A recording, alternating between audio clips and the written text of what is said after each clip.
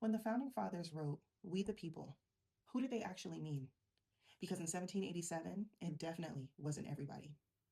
The preamble of the US Constitution lays out some powerful ideals: justice, liberty, and a more perfect union. But here's the problem: the people who wrote it didn't include everyone in those promises. The Constitution was drafted by white land-owning men. Women, no rights. Indigenous people, no mention. And Black Americans, both enslaved and free, were either property or an afterthought. But here's the twist: Black people still shaped this document even before we had rights. Enslaved labor literally built the economy that made American independence possible. And when it came to the drafting of the Constitution, slavery was at the center of the biggest debates. Ever heard of the Three-Fifths Compromise? Southern states wanted enslaved people to count toward their population for more political power, but not as actual citizens with rights. So the compromise? Every enslaved person counted as three-fifths a person. Think about that. Black people were included in the numbers, but not in the nation. And here's where things get even more interesting. While America was figuring out its constitution, across the Atlantic, enslaved people in Haiti were doing something that terrified US lawmakers. They were successfully overthrowing their oppressors. The Haitian Revolution, fought from 1791 to 1804, was the first and only successful slave revolt that led to an independent Black nation. France had just gone through the throes of civil war and revolution and were struggling to maintain control.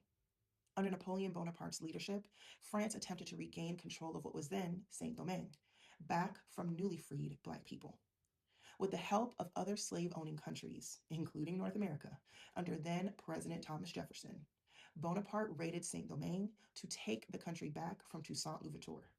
The goal was to have the control of the three major port cities in the Americas, including the port of New Orleans. When France lost Saint Domingue, which partly is now known as Haiti, it was forced to sell off a massive piece of land to the US, which we now call the Louisiana Purchase. But here's the thing: this didn't just double America's size, it doubled the debate on slavery. The new land meant new battles over whether slavery would expand westward, and it also terrified Southern slave owners. If enslaved people in Haiti could find their freedom, what stopped those in the US from trying the same? And Black people weren't just resisting through rebellion, they were challenging the system in court. Take Elizabeth Freeman, also known as Mambet.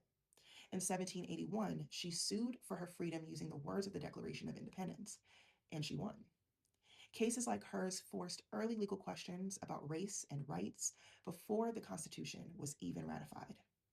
So while the Constitution didn't originally include us, Black people, here and abroad, have been challenging, redefining, and expanding its meaning since day one, and we're still doing it.